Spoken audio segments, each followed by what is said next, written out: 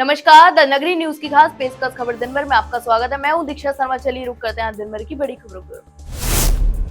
राजस्थान में एसआई भर्ती 2021 paper leak मामले में हाई कोर्ट ने राज्य सरकार को अंतिम चेतावनी देते हुए 1 जुलाई तक अंतिम निर्णय देने का समय दिया है। हालांकि अदालत ने साफ कहा कि यदि इस बार भी सरकार कोई ठोस निर्णय नहीं लेती है तो सख्त रुख अपनाया जाएगा।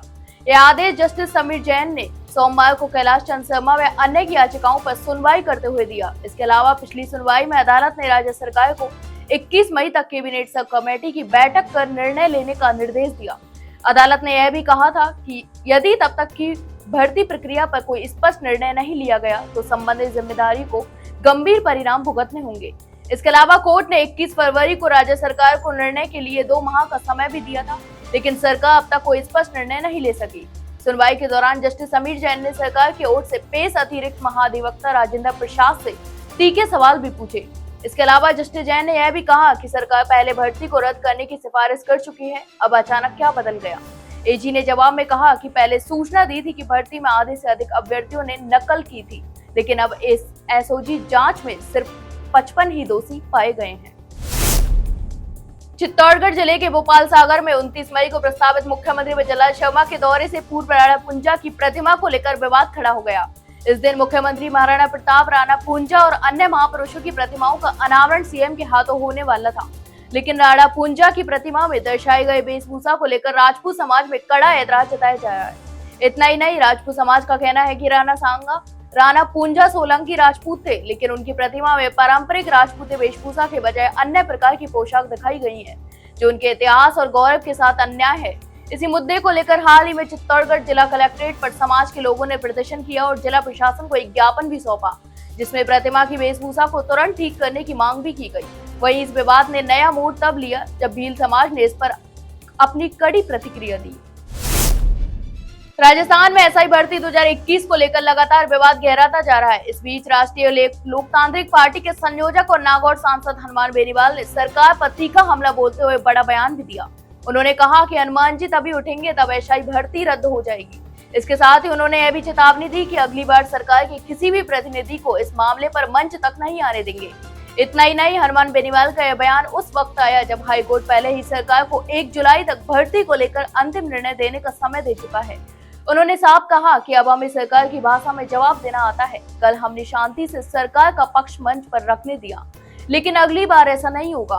उन्होंने यह भी दावा किया कि 1 जुलाई का इंतजार किए बिना ही भर्ती रद्द करवा दी जाएगी। इसके अलावा बेनीवाल ने यह भी कहा कि यह केवल भर्ती का मामला नहीं है, बल्कि युवाओं के भविष्य और सिस्टम की पारदर्शिता का भी सवाल है। अजमेर के ब्यावर क्षेत्र में देश के प्रथम प्रधानमंत्री भारत रत्न स्वर्गीय पंडित जवाहरलाल नेहरू की पुण्यतिथि पर मंगलवार को ब्यावर ब्लॉक कांग्रेस द्वारा श्रद्धांजलि सभा का आयोजन किया गया। यह कार्यक्रम ब्लॉक कांग्रेस अध्यक्ष अशोक राका के नेतृत्व में नगर परिषद स्थित नेहरू गार्डन में आयोजित किया गया। इस कार्यक्रम की शुरुआत पंडित नेहरू की प्रतिमा पर माल्यार्पण कर की गई। इसके बाद कांग्रेस कार्यकर्ताओं ने उन्हें श्रद्धा सुमन अर्पित कर नमन किया। इस अवसर पर कार्यकर्ताओं ने नेहरू जी के जीवन और उनके आदर्शों पर विस्तार से प्रकाश भी डाला।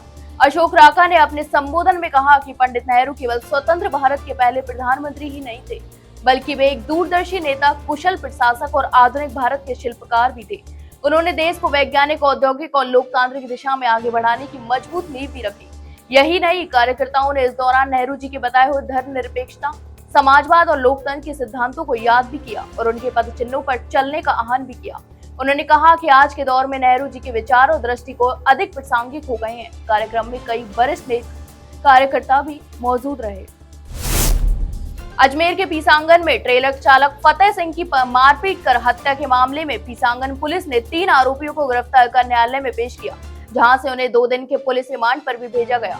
इसके बाद थाना अधिकारी पहला साहा ने जानकारी देते हुए बताया कि प्रकरण में मृतक की पत्नी लक्ष्मी देवी ने 19 मई को मांगलियावास थाने में रिपोर्ट दर्ज कराई।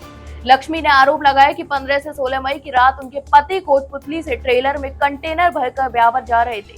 रास्ते में तबजी गांव के पास पिकअप और मोटरसाइकिल सवार कुछ लोगों ने पीछा कर ट्रेलर को मकरेड़ा तिराहे पर रोक लिया।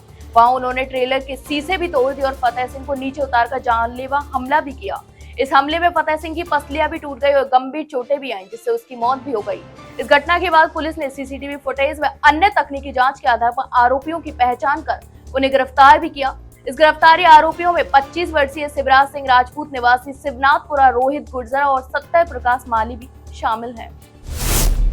जयपुर के सीतापुरा इंडस्ट्रियल एरिया के ज्वेलरी जोन में सोमवार देर रात एक बड़ा हादसा हो गया, जहां सेप्टिक टैंक में उतारे गए मजदूरों की जहरीली गैस से दम घुटने से मौत हो गई। इस हादसे में 4 मजदूरों की मौत हो गई, जबकि अन्य का इलाज एसएमएस अस्पताल में चल रहा है। इतना ही नहीं, घटना को लेकर कांग्रेस नेता और पूर्व मंत्री प्रताप सिंह खाचरियावास ने गहरी नाराजगी जताई और इसे फैक्ट्री मालिकों की लापरवाही और लालच का नतीजा भी बताया।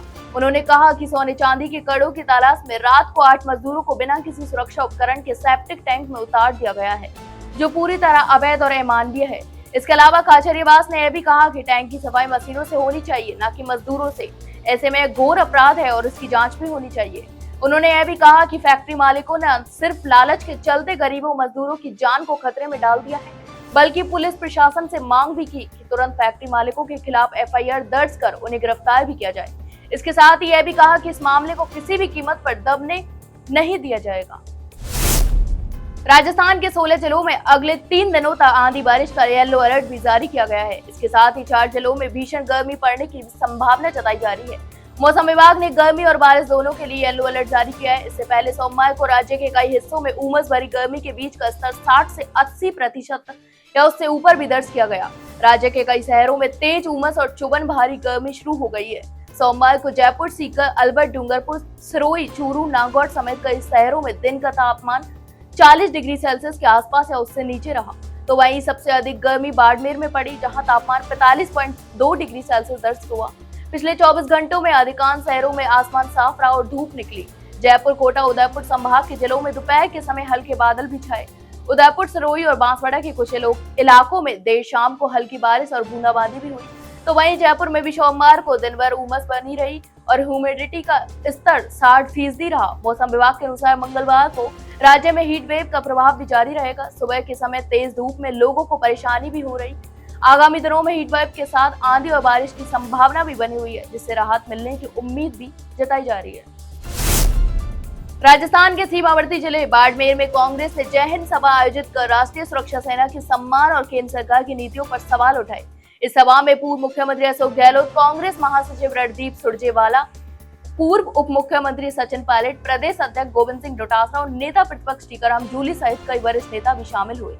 रणदीप सुरजेवाला ने सभा में केंद्र सरकार से 10 अहम सवाल पूछते हुए पाकिस्तान को आईएमएफ से 10,000 करोड़ की मदद मिलने और ऑपरेशन सिंदूर के बाद अचानक सीजफायर घोषित करने और वन रैंक, वन पेंशन अधूरी होने जैसे मुद्दों को उठाया।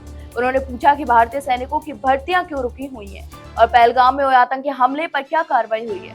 इतना ही नहीं, अशोक गहलोत ने प्रधानमंत्री मोदी पर निशाना साधते हुए कहा कि अगर उनकी रंगों में सच में सिंदूर दौड़ रहा है तो फिर अमेरिका दबाव में सीजफायर क्यों किया गया। उन्होंने इंदिरा गांधी के 1971 के फैसलों का उदाहरण देते हुए केंद्र सरकार की आलोचना की।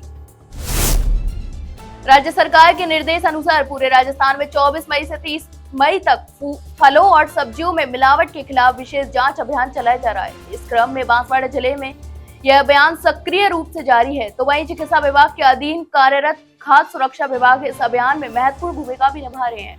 अब तक जिले से कुल 11 नमूने एकत्र किए गए हैं, जो सभी फल और सब्जियों से संबंधित हैं। तो वहीं खाद्य सुरक्षा अधिकारी उम्मेद मल्टेलर के नेतृत्व में इन नमूनों को संदिग्ध मिलावट की जांच के लिए राज्य खाद्य प्रयोगशाला भेजा गया है। तो वहीं विशेष रूप से आम, तरबूज, केला, सेब, अंगूर और संतरे जैसे फलों पर फोकस किया जा रहा है, जिनमें रासायनिक पदार्थों की मिलावट की संभावना भी अधिक होती है। इस जांच के दौरान मुख्य रूप से कैल्शियम कार्बोहाइड, ईथाफोन और ऑक्सीटोसिन जैसे हानिकारक रसायनों की मौजूदगी का परीक्षण भी किया जाएगा। अभियान के तहत प्रतिदिन कम से कम 2 नमूने लेने का लक्ष्य भी निर्धारित किया गया है। राज्य स्तर पर सभी जिलों को 7 दिनों में कम से कम 21 नमूने लेकर अंतिम दिन यानी 30 मई तक पोर्टल पर रिपोर्ट अपलोड करनी होगी। देश के प्रथम प्रधानमंत्री पंडित जवाहरलाल नेहरू की पुण्यतिथि के अवसर पर कांग्रेस कार्यकर्ताओं द्वारा मेड़ता के सार्वजनिक नेहरू पार्क में श्रद्धांजलि कार्यक्रम आयोजित किया गया। इस कार्यक्रम में कांग्रेस जनों ने नेहरू जी की प्रतिमा पर पुष्पांजलि अर्पित करते हुए उन्हें श्रद्धा सुमन अर्पित किए और उनके राष्ट्र निर्माण में दिए गए योगदान को स्मरण भी किया। इस पर पूर्व विधायक रामचंद्र जारोड़ा और पूर्व जिला अध्यक्ष जगदीश नारायण शर्मा ने पंडित नेहरू के जीवन और विचारों पर प्रकाश डालते हुए कहा कि नेहरू जी ने आधुनिक भारत की नींव रखी और देश में लोकतंत्र, शिक्षा, औद्योगिकरण और सामाजिक न्याय को मजबूत किया। उन्होंने कहा कि स्वतंत्र भारत की दिशा और दशा तय करने में नेहरू जी का योगदान अविस्मरणीय है। उनका दूरदर्शी नेतृत्व आज भी युवाओं के लिए प्रेरणा का स्रोत है। इस अवसर पर विधानसभा कांग्रेस प्रत्याशी शिवरतन वाल्मीकि ब्लॉक अध्यक्ष नेमाराम बेड़ा, प्रदेश कांग्रेस कमेटी सदस्य लालाराम नायक, कांग्रेस नगर अध्यक्ष जाकिर खान सांकला सहित कई वरिष्ठ कार्यकर्ता एवं पदाधिकारी भी मौजूद रहे। इस कार्यक्रम के दौरान वक्ताओं ने पंडित नेहरू के बताए मार्ग पर चलने और उनके विचारों को अपनाकर देश की एकता और अखंडता को बनाए रखने का संकल्प भी लिया। तो ये थी दिन भर की तमाम बड़ी खबरें। कल फिर आपके साथ रूबरू होंगे, तब तक के लिए नमस्कार।